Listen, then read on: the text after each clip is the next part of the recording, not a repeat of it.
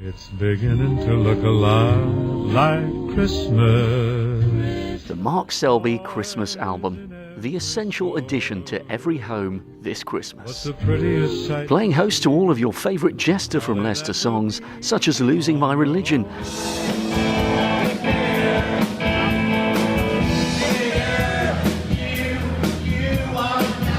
Thank You for the Music, Thong Song, Chasing Cars, and that classic from Dean Martin, Ain't That a Kick in the Head. My head keeps spinning. I go to sleep, I keep grinning. If this is just a beginning, my life is gonna be beautiful. And even a very special duet with fellow snooker crooner Dominic Dale covering Sinatra's My Way. But more, much more than this, I did it my way. To look a lot like Christmas. So if you're looking for a present for Mum or just a soundtrack to Christmas Day lunch, look no further. The Mark Selby Christmas Album is the only choice for you. We'll light the fire, you grab the hot chocolate. If I Pretty kind that doesn't mind the snow.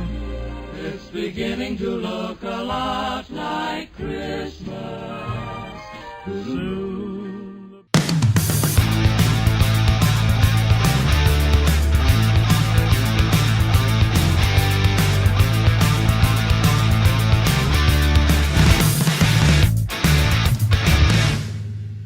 Welcome to today's edition of Break Off. Hard to believe we've already been up here in York for a week. This was the 8th day of action. We began with 24 players still left in the main draw, and by the end of tonight we will be down to the last 16. We're getting towards the business end of this Coral UK Championship. With me to dissect the action and have a little bit of fun, hopefully, as well, is Ivan Hershowitz, the chief man in the press office. Now, Ivan, we're out here on the table where Ronnie O'Sullivan played Ben Wollaston. Yeah, well, Wollaston beat O'Sullivan in a European Tour event in Germany last season, so, you know, this was a potential banana skin for O'Sullivan. Started very slowly, looked like he was losing a bit of interest, a few people supporting him probably getting a little bit worried, but then he did grow into it as the match went on, played much better after the interval, and I think most importantly for Ronnie, looked a lot more comfortable around the table, you know, was able to get a bit of rhythm.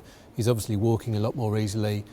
Said afterwards he's got less pain in his foot. He was wearing some Paul Smith, very nice Paul Smith shoes rather than the ones he was wearing in his first two matches. So yeah, things are looking up for Ronnie.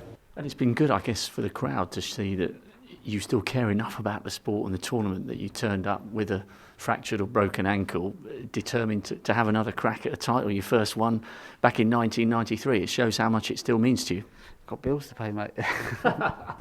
No, you know, it's just, yeah, and obviously, you know, you don't want to be sitting at home watching this on the telly, you know. As long as I could play, I was always going to give it a go. But if it wouldn't have improved from how it felt in the first match, I wasn't going to play because eventually I'd have got beat by someone, you know, definitely by Ben, or would have beat me because I wasn't able to put any momentum together. And you need to, you know, my style of play, it's about being busy, it's about being dynamic, a bit speedy if you like, without being careless, and to have that you kind of need to be able to, I know it sounds strange, but dance around the table in a way. You need to be able to feel your way around, and I just didn't have that in the first match, but you know, it's I feel a lot more comfortable in it now, so you know, a week's been a massive help for me. Well, Table 2 saw two world champions in action. Peter Ebdon, the king, in 2002, and then Neil Robertson, who won that epic final against Graham Dott in 2010.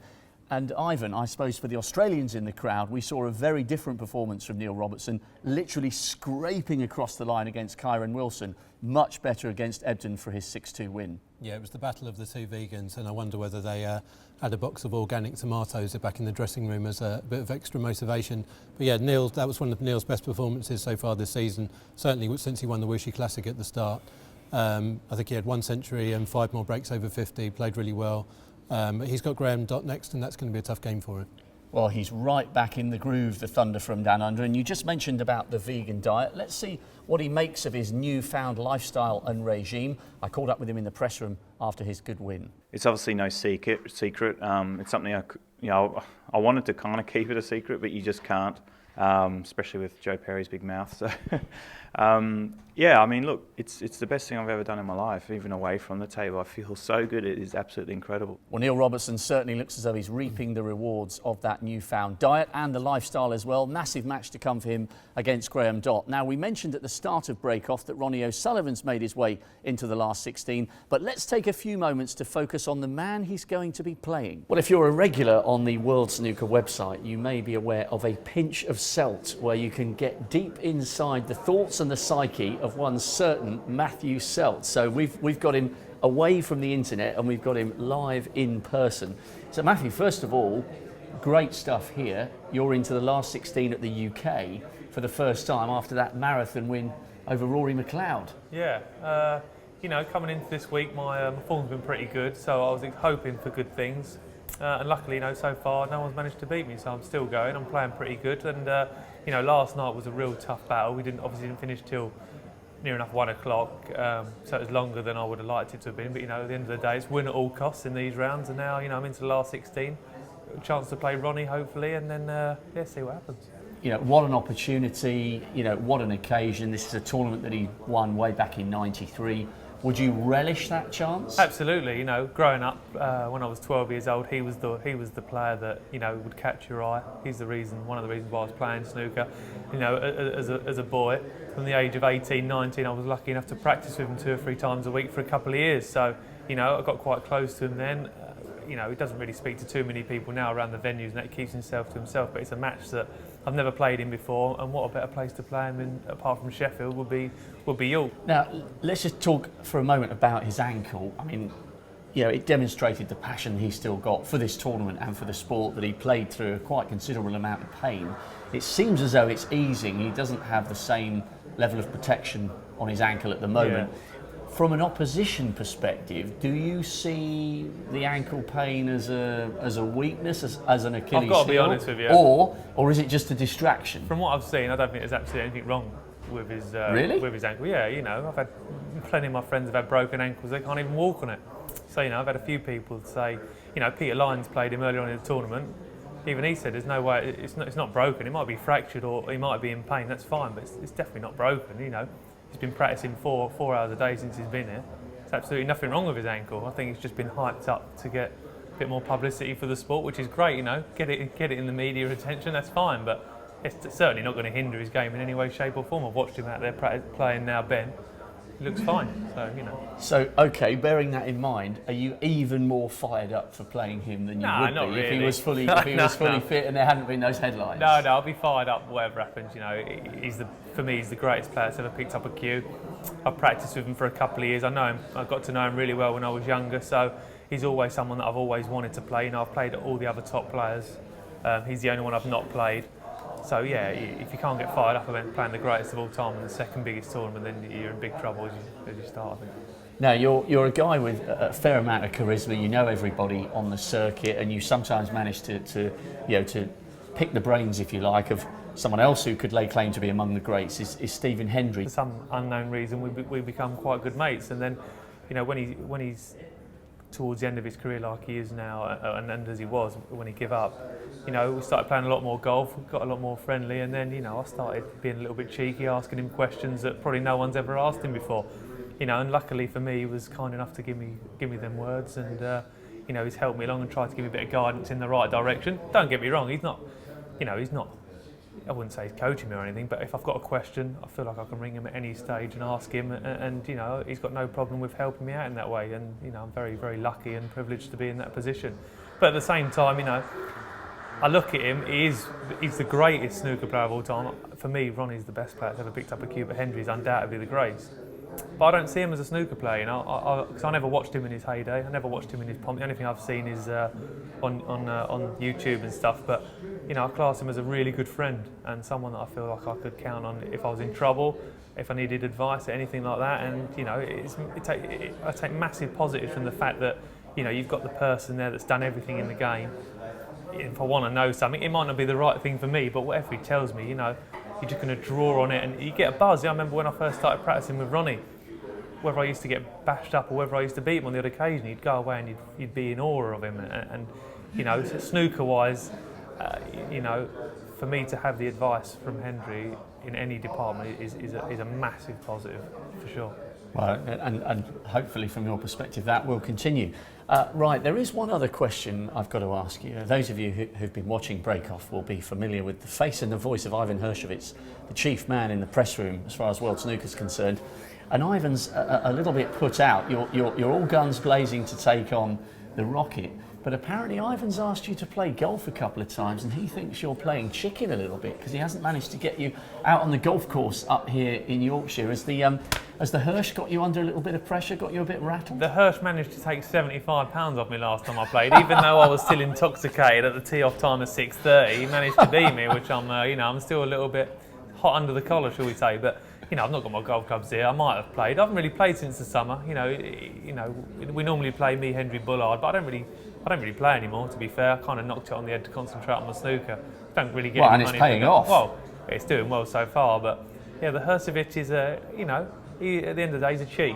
Ivan, you are a cheat. You're not off your right handicap, and you don't deserve any more money from me, which is why I'm not playing it.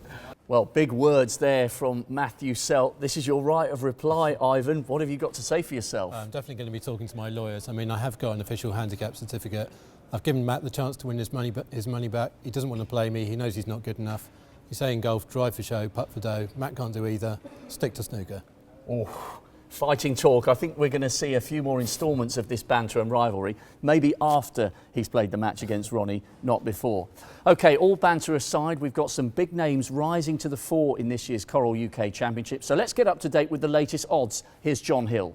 Thanks, Rob. It's been an eventful start, hasn't it, to the Coral UK Championship. Things are turning up now. We've got the final to look forward to on Sunday. And who's going to be in that final? Where's the money been going? Well, I can tell you the majority of the money in the last couple of days has been for Shaun Murphy. He is the best-backed contestant of this snooker tournament. He's into 13-2 now. He's as big as 20-1, Rob, when this competition got underway. I think he's got a tricky test, though, against Marco Fu today. We rate him as an 8-15 favourite, Shaun Murphy, a former world champion in 2005. Marco Fu, he's been around the game a long time, so he knows what it takes to win a major. He's won one of the big ones before, so this is going to be a really good contest later on today. As I say, 8-15 Shaun Murphy. If you fancy a bit of odds against Marco Fu, he's available at 13-8. But going back to the outright betting, Shaun Murphy has been very popular to follow up its success in Germany in the Ruhr Open to continue it into York for the Coral UK Snooker Championship. Well, as is always the case when it comes to the betting, you pays your money, you takes your choice. Plenty more drama to come. Now, before the BBC cameras rolled earlier today, we heard Ken Doherty, the darling of Dublin, complimenting the BBC presenter Jason Mohammed on a rather sharp-looking new suit. Have a listen to this. And you find the more you What's do the this... Make? What make is it? Oh, this is a tailor. Oh, is it? Yeah, Not it's tailor. made, Very nice. yeah. I can give you the... Fucking Savile he's trained there, but he's based just outside Cardiff. Very nice. Yeah. No, he's done a good job, fair play. Yeah. It's about five fittings, I think it was. Is it? But he comes around the house as well. Expensive? No, not bad. Yeah. I've done a little kind of deal with him, long-term deal. Yeah, very nice. He's looking for more work, so if you fancy nice material and that. yeah, he's done well. He's done well. The boy's done well, fair play. The boy's done well. Very sharp suit there from Jason Mohammed, but it got us thinking here at Breakoff, and we came up with this little illustration. It's a sort of extension on the cheesy Christmas jumper. What do you reckon of those, Hirsch? Fantastic. I think we should get some World Snooker logos on them and sell them in our new online shop. Done. Shop.worldsnooker.com, if we can get anybody to put those into action. But they're still not as sartorially elegant as these very sharp-dressed young men. Top catalogue poses. Right, that's it for this edition of Breakoff. We'll see you tomorrow for the last 16 encounters. Good night.